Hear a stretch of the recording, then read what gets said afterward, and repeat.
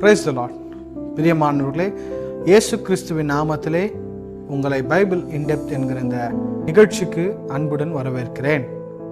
இந்த நாளிலே வேதாகமத்தை பற்றி நாம் பார்க்க போகிறோம். வேதாகமத்திலே 66 புத்தகங்கள் இருக்கிறது. இந்த 66 புத்தகங்களும் யாரை குறித்து பேசுகிறது என்று சொல்லி நாம் பார்க்க போகிறோம்.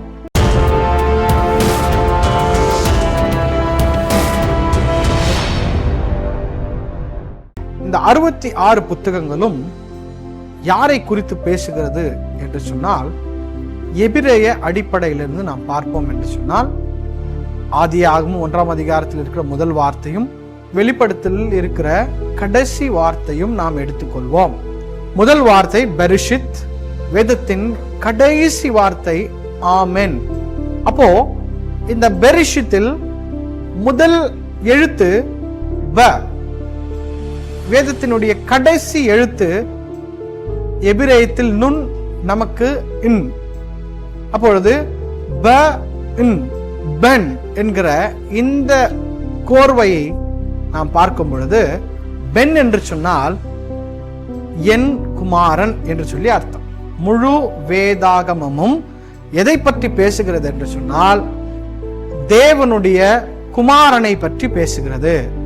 அப்போ இயேசு கிறிஸ்துவை குறித்து தான் இந்த வேதம் முழுவதுமாய் பேசிக் கொண்டிருக்கிறது என்று நாம் புரிந்து கொள்ள வேண்டும்.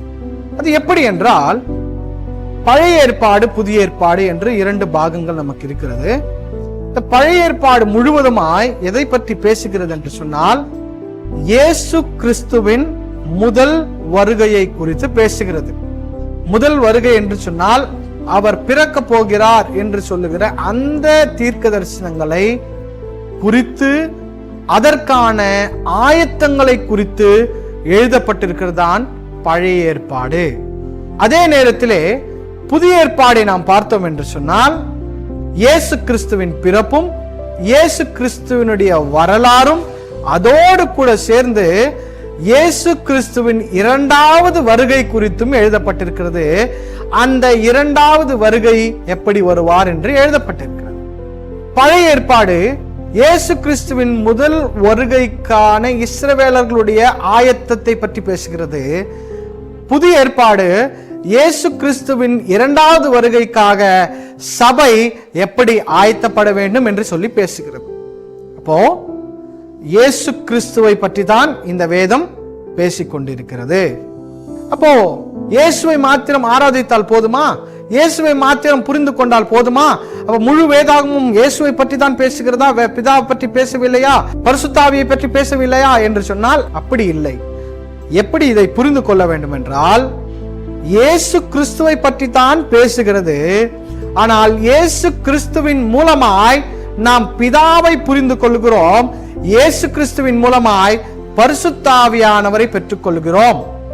எப்படி என்றால், யோவான் சுவிசேஷம் 3ஆம் அதிகாரம் 16வது வசனத்திலே, தேவன் தம்முடைய ஒரே பேரான குமாரனை விசுவாசிக்கிறவனோ அவன் கெட்டு போகாமல் நித்திய ஜீவனை அடையும்படிக்கு அவரை தந்தருளி இவ்வளவாய் உலகத்தில் அன்பு கூர்ந்தார்.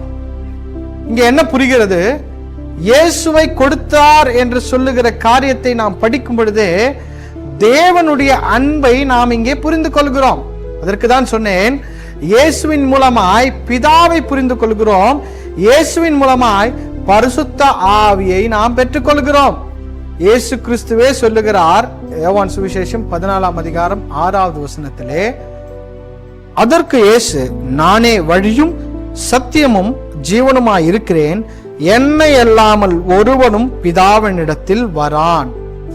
இயேசுதான் பிதாவினிடத்திலே நம்மை கொண்டு செல்கிற ஒரு வழியாய் இருக்கிறார் என்று நாம் புரிந்து கொள்ள வேண்டும். மற்றொரு விஷயத்தை நான் உங்களுக்கு சொல்ல ஆசைப்படுகிறேன். இந்த வேதம் எப்படிப்பட்டது என்று சொன்னால், எப்படி பிதா மனிதர்களை, நம்மை நேசித்து இயேசுவை இந்த உலகத்திற்கு கொடுத்தாரோ, அதே போலதான் நம்மை நேசித்து இயேசுவாகிய பரிசுத்த வேதாகமத்தை நமக்கு கொடுத்திருக்கிறார்.